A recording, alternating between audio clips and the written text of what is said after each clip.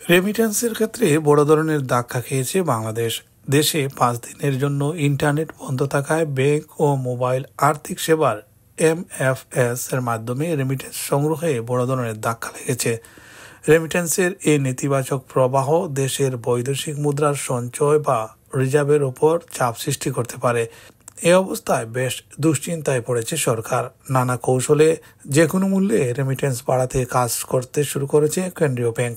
নির্ধারিত রেটের চেয়ে বেশি দামে ডলার কিনতে মৌখিকভাবে নির্দেশ দেওয়া হয়েছে বলে একাধিক সূত্র জানিয়েছে। ব্যাংক সংশ্লিষ্টরা জানান, 18 জুলাই থেকে ইন্টারনেট বন্ধ থাকায় রেমিটেন্স সংগ্রহ বন্ধ ছিল।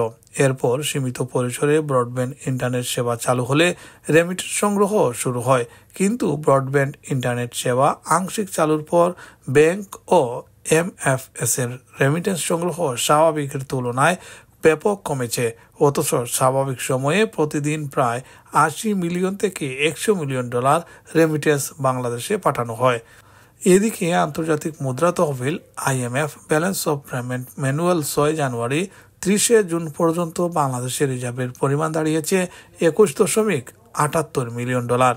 এমএফএস সেবাদাতা প্রতিষ্ঠানের একজন কর্মকর্তা জানান, তারা স্বাভাবিক দিনে 5 থেকে 7 কোটি টাকা রেমিটেন্স পেলেও ইন্টারনেট সংযোগের ধীরগতির কারণে 80 থেকে 80 লাখ টাকায় নেমে এসেছে। গত 1 জুলাই থেকে 13 জুলাই পর্যন্ত বাংলাদেশের রেমিটেন্স এসেছে 978 মিলিয়ন ডলার। সংশ্লিষ্টরা বলছেন, কোটা সংস্কার নিয়ে শিক্ষার্থীদের আন্দোলনের সৃষ্ট উদ্ভূত পরিস্থিতিতে ইন্টারনেট বন্ধ থাকা সহ নানা কারণে চলতি মাসে রেমিটেন্স কমে যাওয়ার আশঙ্কা রয়েছে। আন্দোলনের সহিংসতায় বহু হতাহতের প্রতিবাদে দেশে ব্যাংকিং চ্যানেলে রেমিটেন্স না পাঠানোর বিষয়ে ক্যাম্পেইন করছেন অনেক প্রবাসী। তাদের ক্যাম্পেইন যদি সফল হয় আর সরকার বা কেন্দ্রীয় ব্যাংক যদি এর বিপরীতে কার্যকর পদক্ষেপ নিতে না পারে, তাহলে রেমিটেন্স আরোহণে বড় ধরনের ধাক্কা খেতে পারে বাংলাদেশ। এদিকে সাধারণত সপ্তাহের প্রথম কার্যদিবসে আগের সপ্তাহের রেমিটেন্স হালনাগাদ তথ্য প্রকাশ করে বাংলাদেশ ব্যাংক। কিন্তু গত 28 জুলাই রোববার এ তথ্য প্রকাশ করেনি কেন্দ্রীয় ব্যাংক।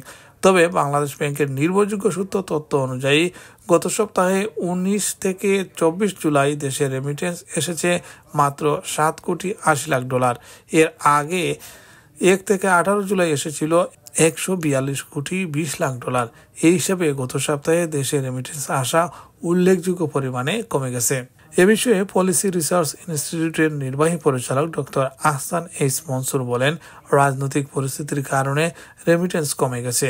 তবে এটা যদি দীর্ঘমেয়াদী কমতে থাকে তাহলে ভয়াবহ বিষয় হবে, কারণ রাজনৈতিক পরিস্থিতি খারাপ হলে অর্থ পাচারকারী সক্রিয় হয়ে ওঠে। এর ফলে দেখা যাবে প্রবাসীরা অর্থ পাঠাবে, তার আত্মীয় স্বজন টাকা পাবে, কিন্তু দেশে ডলার আসবে না, যা অর্থনীতির জন্য খারাপ ফল বয়ে আনবে।